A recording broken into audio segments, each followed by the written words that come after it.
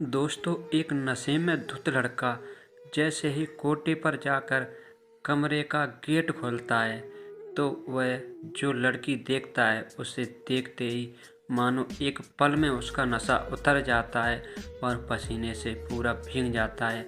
आखिर वह लड़की कौन थी, क्या हुआ, क्या था पूरा माजरा, यह देखने से पहले आपसे सिर्फ एक ही रिक्वेस्ट कि वीडियो को लाइक करें और चैनल को सब्सक्राइब जरूर करें। दोस्तों, आज की कहानी शुरू करते हैं। दोस्तों, एक गाड़ी कलकत्ता हाईवे पर जा रही थी। तभी वह एक जाकर होटल पर रुकती है और उस गाड़ी में से एक रोहित नाम का लड़का और दूसरा राज नाम का लड़का दोनों उतरते हैं। तभी राज रोहित से कहता है कि यहाँ खाने के साथ साथ लड़कियों की सुविधा भी मिलती है।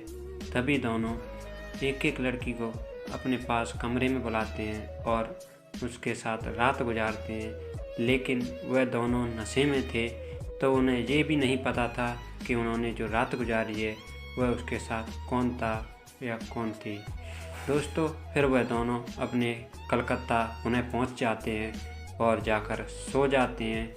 लेकिन जो राज होता है वह शादीशुदा होता है और रोहित की अभी शादी हो तो चुकी थी लेकिन फिर भी ना शादीशुदा था और राज अपने जाकर कमरे पर सो जाता है। दोनों अलग अलग कमरा लेकर रह रहे होते हैं। फिर क्या होता है दोस्तों, जो रोहित होता है जब रात में उसका नशा उतर जाता है तो वह सोचता है कि मैंने जिसके साथ आज रात संबंध बनाया था उसे मैंने कहीं देखा है, मुझे कुछ याद नहीं आ रहा। नशे के चक्कर में धुंधला सा चेहरा लग रहा था, ऐसे लग रहा था जैसे कि मैं उसे जानता हूँ पहले से।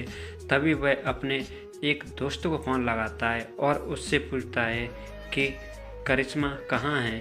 तो वह लड़का कहता है कि उसने तो दूसरी शादी कर ली थी लेकिन जो उसका पति था वह उसे छोड़कर कहीं चला गया और करिश्मा ने आत्महत्या कर ली।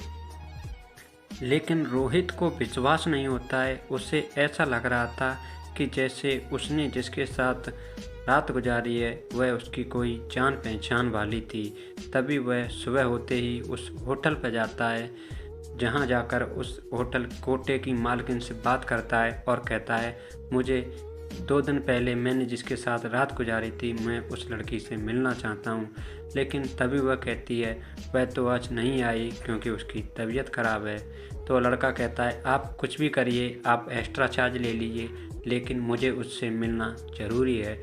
तो वह लड़की कहती है अगर आपको इतना ही ज़रूरी है तो आप उसके घर जा सकते हैं, वह एक कमरे पर अकेली रहती है।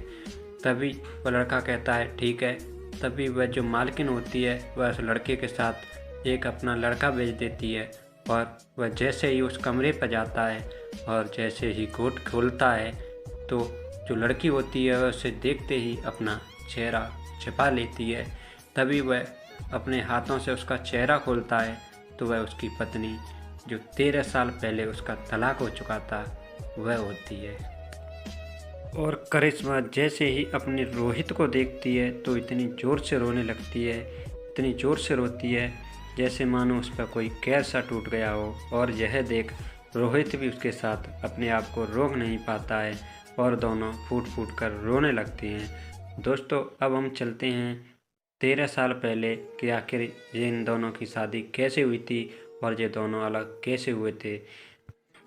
दोस्तों, 13 साल पहले गोरखपुर में इन दोनों की शादी होती है, जिसमें जो रोहित होता है उसकी उम्र करीब 20 से 22 साल होती है और जो करिश्मा होती है उसकी उम्र 18 से 19 साल होती है। होता क्या है कि कुछ समय जैसे ही शादी का बीतता है तो इनके घर में आग लग जाती है और उस आग में इनका पूरा घर तबाह हो जाता है और ये घर से बेघर हो जाते हैं। तभी रोहित के पास इतना पैसा भी नहीं था कि वह दूसरा मकान खरीद सके या बनवा सके। तो वह अपनी पत्नी करिश्मा को उसके घर भेज देता है और वह कहता है कि जब तक मेरे कुछ हालात सही नहीं हो जाते जब तक तुम अपने माँ बाप के साथ रहो। और रोहित कुछ दिनों तक वहीं गोरखपुर में ही काम करता है, लेकिन वह रोज़ रोज़ ससुराल जाकर वह थक चुका था। वह सोचने लगा था ऐसे बार बार वहाँ जाना सही नहीं है। वह सोचता है कि चलो वहीं अपने गांव ही जाकर एक झोंपड़ी डाल लेंगे और हम दोनों पति पत्नी वहाँ रहेंगे। तभी वह करिश्मा के पास जाता है और उससे पूछता है कि चलो अब हम वहीं एक छोटा सी कोई झोंपड़ी बना लेंगे और उसमें आराम से दोनों रहेंगे। लेकिन जो करिश्मा होती है वह जाने से साफ मना कर देती है। वह कहती है मैं झोंपड़ी में नहीं रहूँगी, जब तुम अपना घर बना लो तो मुझे ले जाना।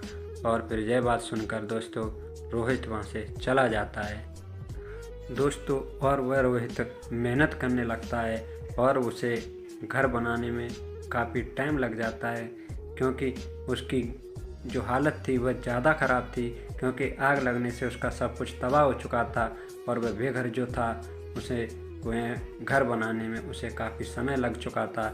लेकिन उसकी जो पत्नी थी करिश्मा, ज़्यादा समय लगने की वजह से वह किसी और लड़के के साथ भाग जाती है।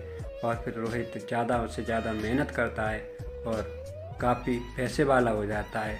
तभी वह होटल पर जाता है और उसकी ये मुलाकात अपनी पत्नी से होती है। तभी वह पूछता है कि तुम यहाँ कैसे, कोठे पर कैसे आ गई? तो वह लड़की बताती है और करिश्मा बताती है कि मैं जिस लड़के के साथ घर से भागी थी वह लड़का मुझे मुंबई ले गया और एक आध साल कुछ समय तक मेरे साथ रहा। जब उसका मुझसे मन भर गया तो उसने मुझे कोठे पर बेच दिया और वहाँ से भाग गया। फिर मैं जब कोठे पर थी तो मेरी यह सोचते सोचते मेरी तबीयत ख़राब हो गई और मैं बीमार हो गई। मुझे कुछ परेशानी सी होने लगी तो मुझे कोठे वाली मालकिन ने वहाँ से निकाल दिया।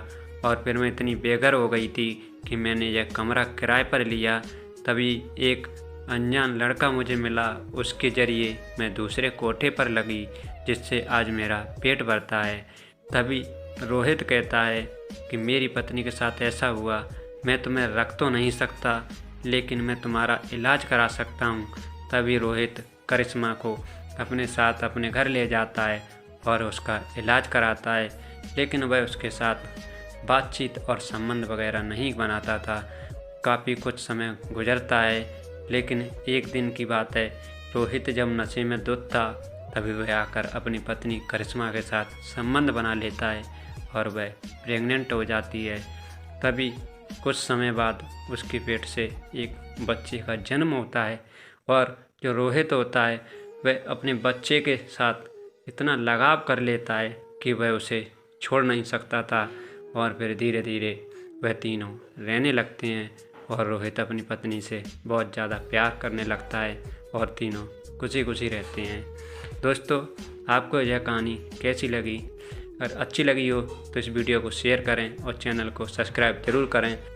दोस्तों, यह कहानी किसी के दिल दुखाने या किसी के हृदय को चोट पहुंचाने के उद्देश्य से नहीं बनाई गई है, बल्कि यह कहानी तो आपको सतर्क और जागरूक रखने के लिए बनाई गई है, जिससे कि जो करिश्मा के साथ हुआ वह किसी और के साथ ना हो।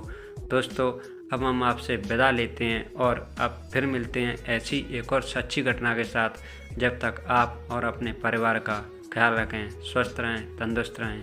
जय हिंद, जय भारत।